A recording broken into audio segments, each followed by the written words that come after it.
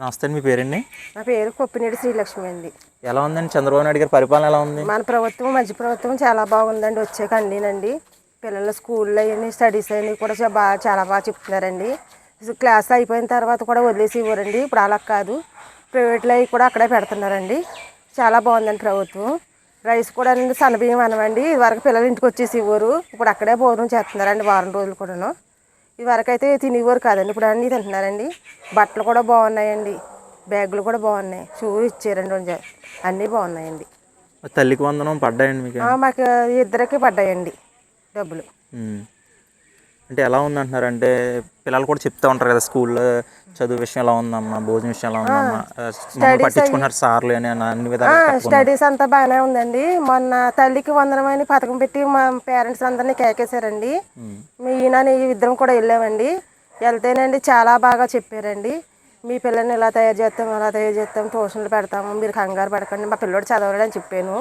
బాగానే చేస్తాడండి, బాగానే ఉంటాడండి. మేము స్పెషల్ క్లాసులు తీసుకుంటామని, మేము ప్రైవేట్గా ఎక్కడ పెట్టొద్దు, మేమే పెడతామని చెప్పారండి. అప్పటి నుంచి కూడా మా పిల్లడు బాగా చదువుతున్నాడండి. ఇప్పుడు పేరెంట్స్ మీటింగ్స్ పెడుతున్నారు కదా, దానివల్ల మీకు ఏమైనా ఉపయోగం ఉందండి? ఉపయోగం ఏంటంటే మరి పిల్లలు ఎలా ఉన్నది కూడా మనకు తెలుస్తుందండి. చదువుతున్నారో చదువుతలేదో కూడా దాన్ని బట్టి తెలుస్తుందండి.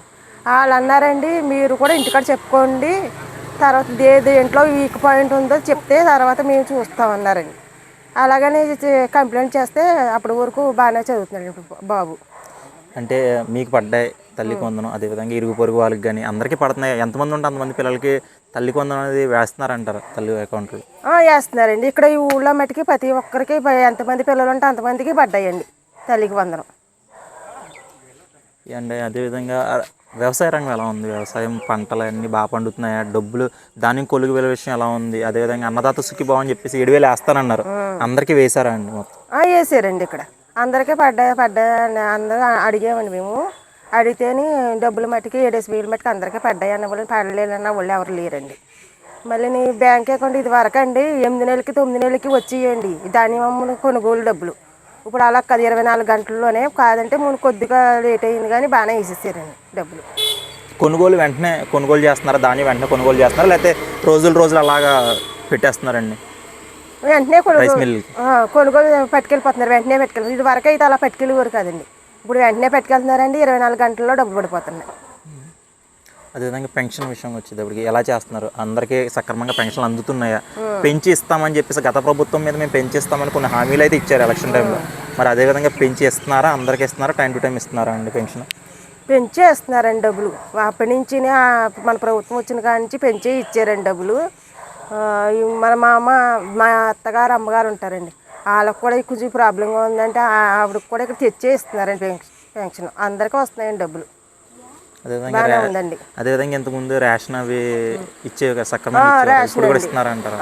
రేషన్ అండి ఇంటికి వచ్చేనండి, ఏళ్ళ ముద్ర తీసుకునండి బియ్యం పంపించేస్తున్నారండి. మా అత్తగారు వెళ్ళలేదు కదండి, ఆవిడ పింఛని బాగానే వస్తున్నాయండి డబ్బులు. ఎలా ఉందండి చంద్రబాబు నాయుడు గారు? అంటే గతంలో చూసుకుంటే గత ప్రభుత్వంలో అప్పటికిప్పటికీ రోడ్ల వ్యవహారం అవనివ్వండి, స్కూళ్ళు అవనివ్వండి, వ్యవసాయ రంగం అప్పటికిప్పటికి చేంజెస్ ఏం కనపడుతుంది? పరిపాలన బాగుంది అయింది చంద్రబాబు నాయుడు గారు? పరిపాలన బాగుందండి. ఇది వరకు అంటే ఎక్కడికైనా వెళ్తేనండి గోతులు గొప్పలునండి, రోడ్డును ఇంత లోతునేమో నీళ్ళు నిలబడిపోయాయండి, అసలు వెళ్తాక దారి ఉండేది కదండి.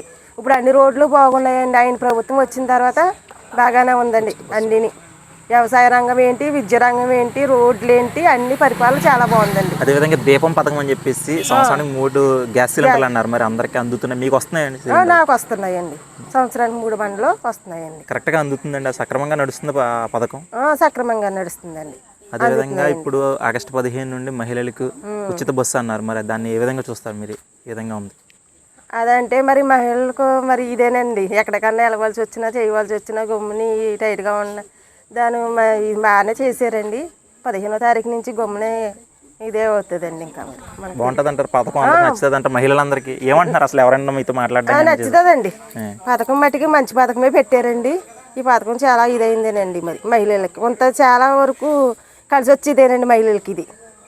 అంటే చాలామంది చెప్తూ ఉంటారు, అంటే చంద్రబాబు నాయుడు గారు కూడా చెప్తూ ఉంటారు, మేము డ్వాక్రా మహిళలకి మేము చేయూతనిస్తాం, వాళ్ళకి మేము కొన్ని భరోసాలు కానీ కొన్ని పథకాలు లోన్లని తీసుకొస్తామని ఎప్పుడు చెప్తూ ఉంటారు. డ్వాక్రా మహిళలు పట్టించుకునేది ఏకైక ప్రభుత్వం తెలుగుదేశం ప్రభుత్వం అని చెప్పి చంద్రబాబు నాయుడు చెప్తూ ఉంటారు. మరి డ్వాక్రా మహిళలకు ఎలా ఉంది? డ్వాక్రా మహిళలకు బాగానే ఉందండి. అన్ని రకాలైన పొదుపు సంఘాలు కట్టుకోవాలన్నా తెచ్చుకోవాలన్నా ఇది వరకు బ్యాంకుల్లో నుంచోవలసి వచ్చేదండి. ఇప్పుడు వెళ్ళినట్టునే కూడా పని అవుతుంది. మనం డబ్బులు తెచ్చుకుంటామన్నా వేసుకుంటామన్నా కూడా చాలా బాగానే అభివృద్ధిగానే ఉందండి. అన్నీ బాగున్నాయండి వచ్చిన తర్వాత. Okay, thank you.